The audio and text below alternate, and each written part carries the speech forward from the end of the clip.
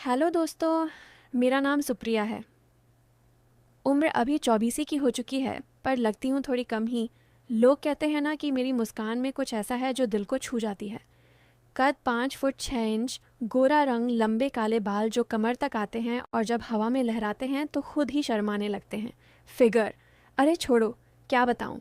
बस इतना कहूँगी कि जहाँ जाती हूँ नज़रें खुद ब खुद मेरी तरफ मुड़ जाती हैं। कपड़े भी ऐसे ही पहनती हूँ जो शरीर से चिपके नहीं। मम्मी कहती हैं, सुप्रिया, थोड़ा संभल के रहा कर। पर मैं हंस के टाल देती हूँ। दिल से मैं बहुत सीधी सादी हूँ, बस थोड़ी शरारती ज़रूर हूँ। हमारा घर गांव के बाहर एक पुराने से मकान में है, जहाँ चारों तरफ खेत हैं और शाम ढलते ही ठंडी हवा चलने लगती है। घर में मैं, मम्मी पापा और मेरा छोटा भाई। पर आजकल घर में एक और मेहमान है, रोहन। रोहन मेरा दूर का कज़न है, मामा का लड़का। शहर में इंजीनियरिंग करता है, छुट्टियां मनाने आया है हमारे यहाँ। आते ही बोला, सुप्रिया दीदी, कितने दिन बाद मिले। मैंने हंस के कहा, अब दीदी मत बोल, बस सुप्रिया कह के बुला। वो मुस्कुराया। उसकी मुस्कान में कुछ था जो दिल को गुदगुदा गई। आंखें गहरी, कद लंबा, शरीर मजबूत, देखते ही लगता है कि जिम जाता होगा। पहले दिन तो सब सामान्य था। सुबह उठी, नहा धोकर किचन में मम्मी की मदद करने लगी। रोहन बाहर बरामदे में बैठा चाय पी रहा था। मैं चाय का कप लेकर उसके पास गई। कप देते वक्त मेरी चुन्नी थोड़ी सरक गई। मैंने जल्दी से ठीक की, पर उसकी नज़र वहाँ चली गई थी। मैंने महसूस किया, दिल थोड़ा तेज़ धड़का। मैंने कुछ नहीं कहा, बस मुस्कुरा के चली गई। वो पीछे से बोला, सुप्रिया, चाय बहुत अच्छी बनी है। मैंने मुड़ के देखा। वो ऐसे देख रहा था जैसे कुछ और कहना चाहता हो। शाम को सब लोग छत पर बैठे थे। गांव में बिजली आती जाती रहती है, पर आज रात चांदनी बहुत थी। मम्मी पापा नीचे सोने चले गए, भाई अपने कमरे में। मैं और रोहन छत पर ही रह गए। हवा चल रही थी, मेरे बाल उड़ रहे थे। मैंने बालों को पीछे किया तो रोहन बोला, सुप्रिया, तुम्हारे बाल बहुत अच्छे हैं। मैंने हंस के कहा, बस बाल ही अच्छे हैं। वो थोड़ा शर्मा गया, फिर बोला, नहीं, सब कुछ अच्छा है। बातें होने लगीं। वो शहर की बातें बता रहा था, मैं गांव की। धीरे धीरे बात गहरी होती गई। वो बोला, यहाँ गांव में कितना सुकून है, शहर में तो बस भाग दौड़। मैं बोली, पर शहर में कितना मज़ा भी है ना। वो मेरी तरफ देख के बोला, अब यहाँ आया हूँ तो मज़ा तो लग ही रहा है। रात काफ़ी हो गई थी। मैं उठने लगी तो मेरी पायल बज गई। रोहन बोला, ये पायल की आवाज़ कितनी अच्छी लगती है। मैंने कहा, शहर में लड़कियां पायल नहीं पहनती। वो बोला, पहनती हैं, पर तुम्हारी तरह नहीं बजती। मैं हंस पड़ी। नीचे उतरते वक्त सीढ़ियां पुरानी थीं, थोड़ी अंधेरा भी। मैंने कहा, रोहन, थोड़ा हाथ पकड़ लो, कहीं गिर न जाऊं। उसने तुरंत हाथ पकड़ा। उसका हाथ गर्म था, मजबूत।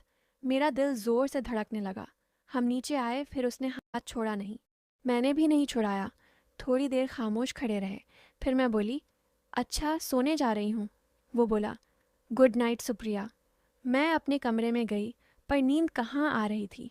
बार बार उसका हाथ याद आ रहा था। अगली सुबह मैं जल्दी उठ गई, नहाकर तैयार हुई। आज लाल सूट पहना था जो शरीर से थोड़ा चिपकता है। रोहन बाहर बैठा अखबार पढ़ रहा था। मुझे देखते ही बोला, वाह सुप्रिया, आज तो बहुत अच्छी लग रही हो। मैंने शर्माते हुए कहा, बस ऐसे ही। नाश्ते की टेबल पर हम आमने सामने बैठे। मम्मी किचन में थीं। मैंने परांठा उसके प्लेट में डाला। हमारी उंगलियां टच हो गईं। मैंने जल्दी हाथ पीछे खींचा, पर वो मुस्कुरा रहा था। खाना खाते वक्त उसकी नज़र बार बार मेरी तरफ आ रही थी। मैं भी चुपके से उसे देख रही थी। दोपहर में घर पर कोई नहीं था। मम्मी पापा खेत पर गए थे, भाई दोस्तों के साथ। मैं अपने कमरे में किताब पढ़ रही थी। रोहन आया और बोला, सुप्रिया, बोर हो रहा हूँ, कुछ बातें करें। मैंने कहा, आ जाओ। वो मेरे बगल में बेड पर बैठ गया। दूरी बहुत कम थी। बातें शुरू हुईं। वो मेरे कॉलेज की बातें पूछने लगा। मैं बता रही थी कि कैसे लड़के पीछे पड़ते थे। वो बोला, अच्छा, फिर तुमने किसी को पसंद किया। मैंने शर्माते हुए कहा, नहीं यार, सब बेकार थे। वो करीब आके बोला, अब कोई पसंद आया क्या।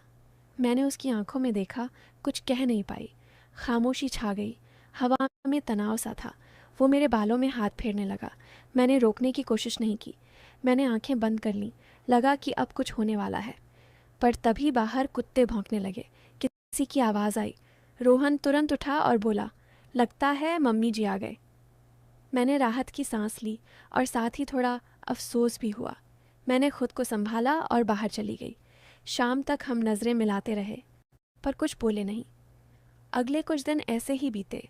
हर पल कुछ न कुछ होता जो दिल को छू जाता। कभी किचन में साथ खाना बनाते, कभी छत पर देर रात बातें करते। हवा में मेरी चुन्नी उड़ती और वो पकड़ लेता। कभी सुबह टहलते वक्त हाथ में हाथ डाल लेते। हर बार लगता कि अब बस हो जाएगा, अब कुछ आगे बढ़ेगा।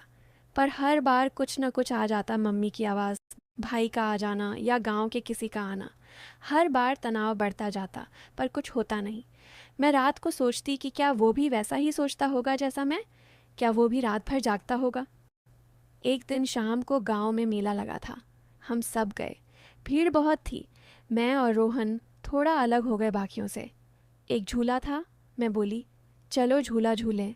हम दोनों एक ही झूले पर बैठ गए। झूला ऊपर गया तो मैं डर के उससे चिपक गई। उसने मुझे कस के पकड़ लिया। मेरी सांसें तेज़ थीं, उसकी भी। झूला नीचे आया तो हम देर तक ऐसे ही चिपके रहे। भीड़ में किसी ने देखा नहीं। मैंने उसकी आंखों में देखा, वो भी मेरी में। लगा कि अब बस। पर तभी भाई की आवाज़ आई, दीदी कहाँ हो? हम अलग हो गए। घर आते वक्त रास्ते में अंधेरा था। रोहन ने मेरा हाथ पकड़ा, बोला, डर मत। मैंने कहा, डर किस बात का? वो मुस्कुराया। घर पहुंचते पहुंचते उसने हाथ नहीं छोड़ा। दरवाजे पर खड़े होकर बोला, सुप्रिया, मुझे तुमसे कुछ कहना है। मैंने कहा, क्या? वो बोला, कल सुबह खेत के पास मिलो, अकेले। मैंने हाँ कह दिया। रात भर नींद नहीं आई। सोचती रही कि कल क्या कहेगा। क्या वही कहेगा जो मैं सुनना चाहती हूँ? सुबह मैं जल्दी उठी। साधारण सा कुर्ता पजामा पहना, पर दिल धड़क रहा था। खेत के पास एक पुराना पीपल का पेड़ था, वहाँ मिलने का कहा था। मैं पहुंची तो वो पहले से था। मुझे देखते ही पास आया। बोला, सुप्रिया, मैं बहुत दिन से कहना चाहता था। मैंने सांस रोके पूछा, क्या? वो थोड़ा रुका, फिर बोला, तुम मेरे लिए बहुत ख़ास हो। मैंने कुछ नहीं कहा, बस उसकी तरफ देखती रही। वो और करीब आया। उसका हाथ मेरी कमर पर गया। मैंने आंखें बंद कर लीं। लगा कि अब सच में कुछ होने वाला है। पर तभी उसने मुझे गले लगा लिया, एक भाई जैसा गर्म जोशी भरा गले। पीछे हटके बोला, सुप्रिया, तुम मेरी सबसे अच्छी दोस्त हो। मैं शहर लौट रहा हूँ परसों, पर वादा करता हूँ कि हमेशा संपर्क में रहूँगा। तुम्हारी दोस्ती मेरे लिए सबसे अनमोल है। मैं चौंक गई। थोड़ी देर खामोश रही, फिर मुस्कुराई। बोली, रोहन, मैं भी यही चाहती थी। सच कहूँ, मुझे डर लग रहा था कि कहीं हमारी दोस्ती कुछ और न बन जाए और ख़राब हो जाए। पर अब लग रहा है कि सब ठीक है। हम दोनों हंस पड़े। उसने कहा, तुम्हारी मुस्कान देख के ही मैं यहाँ आया था हर साल, अब भी आता रहूँगा। उसके जाने के बाद मैंने सोचा कितना कुछ लग रहा था कि हो जाएगा, पर जो हुआ वो इससे कहीं ज़्यादा खूबसूरत था। एक साफ़ सुथरी गहरी दोस्ती।